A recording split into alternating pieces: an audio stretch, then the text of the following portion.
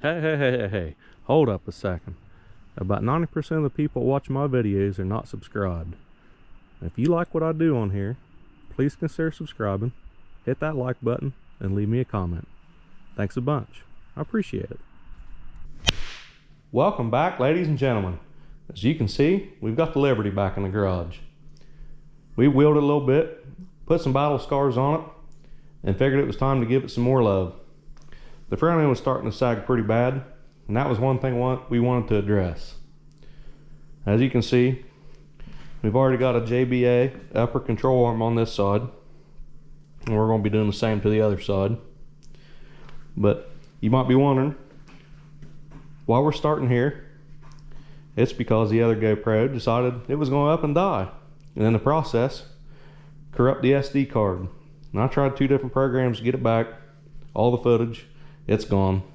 So here we are. You've seen me take it apart before. That's no big deal. But nevertheless, we started on this thing. I went ahead and bought Bilstein lift struts for the front, and then realized quick that we're not going to gain anything by putting these on. So I was thinking of other options. And in the meantime, Rough Country has came out with a loaded lift strut for the Liberty. So we're going to give it a try. And if we have to, we can run a spacer up here. There's quite a bit of meat here. Or maybe we could take that lift block off there. That might be too extreme. The only thing we would have gained with the Bilstein lift strut is a stiffer ride, as it just compresses that spring more, but it don't give it any more length. I don't know what the point is. But nevertheless, we're going to get back to putting this thing together, one step at a time. So here we go.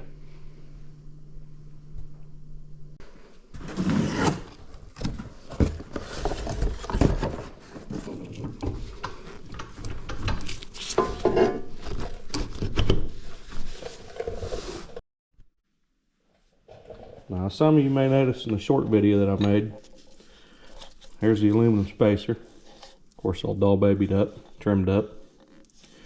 But it's made out of 1 inch. And the reason we're going ahead and putting a spacer on there is because I've been down this road before with lift kits. I know it's probably going to need 1 inch. And we're going to go ahead and use this new strut instead of just putting this inch spacer on the old strut, because heck, we've got new struts. We might as well use them. Right? Probably have better rod than the new strut. It's that old wore out strut that who knows how many miles is on it.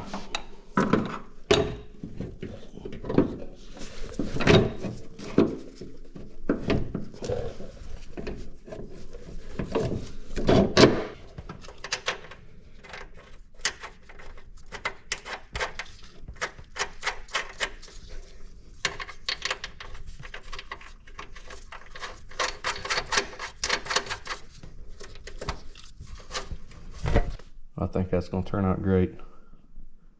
So it's going to be just how we want it.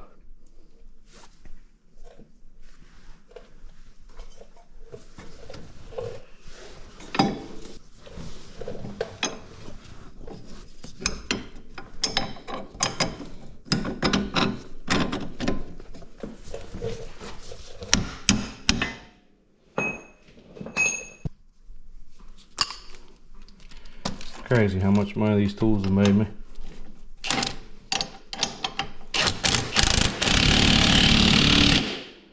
Working on equipment, cranes, millwrighting, you name it.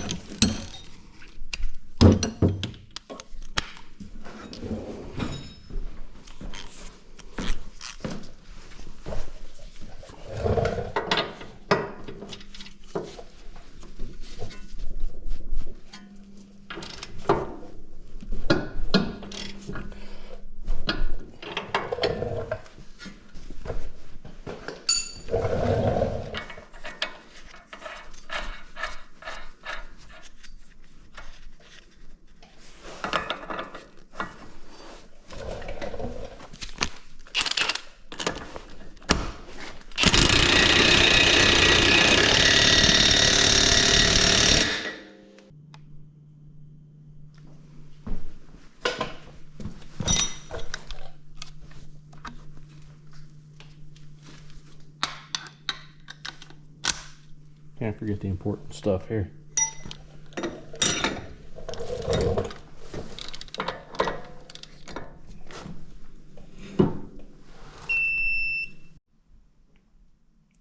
We got this side all buttoned up, except for the sway bar link. I'll wait to put that on after I finish the other side up. But I'll spare you guys the time. I'm not going to film the other side because it's just the same as doing this side. But let's get back to it. And just like that, the front lift kit is buttoned up. The JBA upper control arms, rough country lift struts, and 1-inch aluminum spacer all went together nicely. Now we got the stance we want. If I remember right, it was 41 inches to the top of the front fender flare there, and now we're at 44.5. So we gained about 3.5 inches, which that's what it needed. It had a horrible front end sag, and that's why we brought it in here. But in fixing one problem, we created another. Those CV axles ain't gonna live long at that angle. So to remedy that problem, I'm gonna have to drop the front differential down, which ain't gonna be too bad. That bracket's gonna be easy to make. That one's gonna be easy to make. This ain't gonna really be too bad either. I'm gonna make a nice cradle, nice gusset. Drop this all down about 2 inches. And I think it'll help these axles live a little bit longer. Get us the result we're looking for.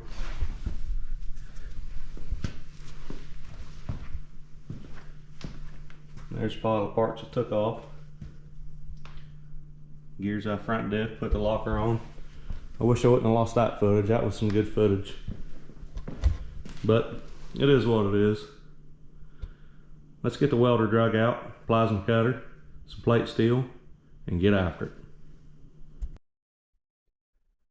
Got a piece of 3/16 plate drug out. I think that'll be plenty good enough. Got the old Amazon special plasma cutter. And let me tell you what, that's been a good one. It'll clean cut 1/2 inch steel, no problem. Got the welder drug out. This thing's probably older than some of you guys watching this video. I bought it around 2003 or 4. It's been a good one.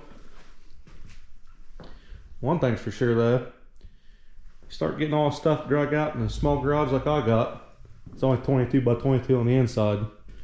And you start running out of room. But hey, I can make it work. Big garage would be nice. But then I'll just have more crap.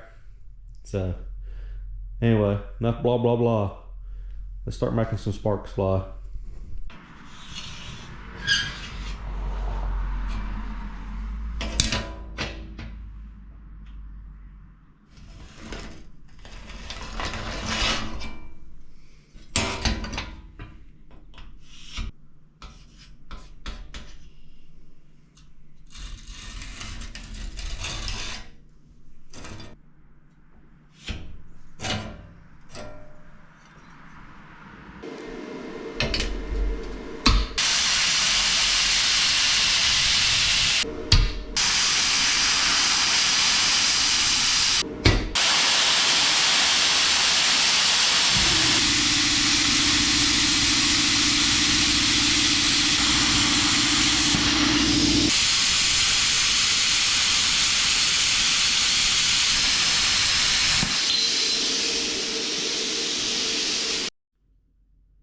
Got a couple of our pieces for the drop bracket cut out of the 3/16 plate.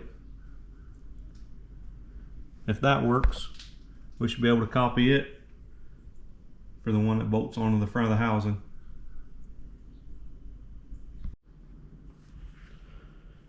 We got one of the sides mocked up.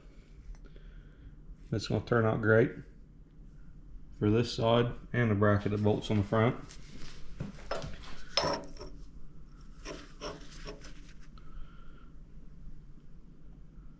Of course, it's going to be welded all across there, inside there, and probably weld this top part into the frame because there ain't gonna be no going back.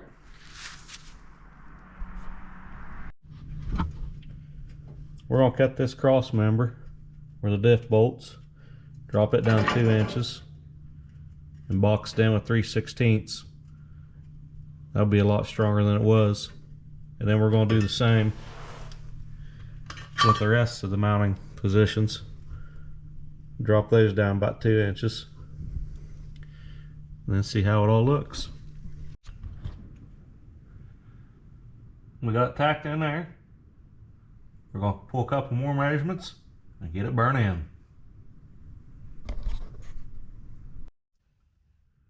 The front differential drop turned out great. Got plenty of clearance and everything. I've just got it sitting in there right now. Want to make sure everything was good before I bolted it all in. Welded these brackets all up.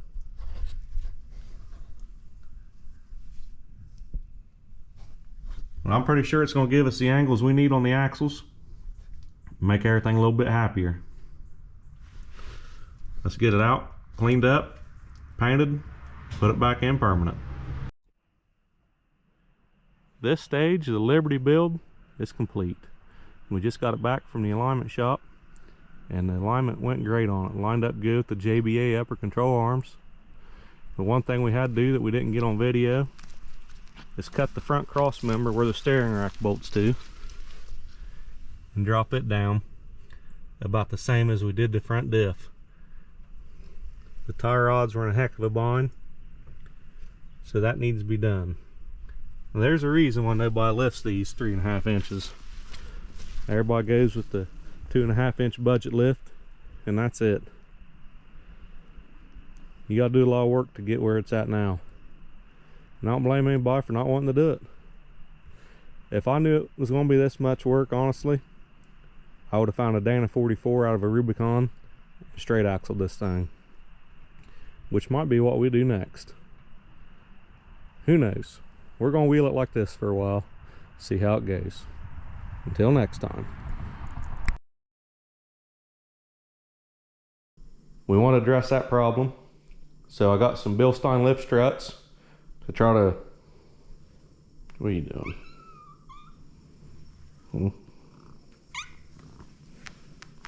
Trying to film here.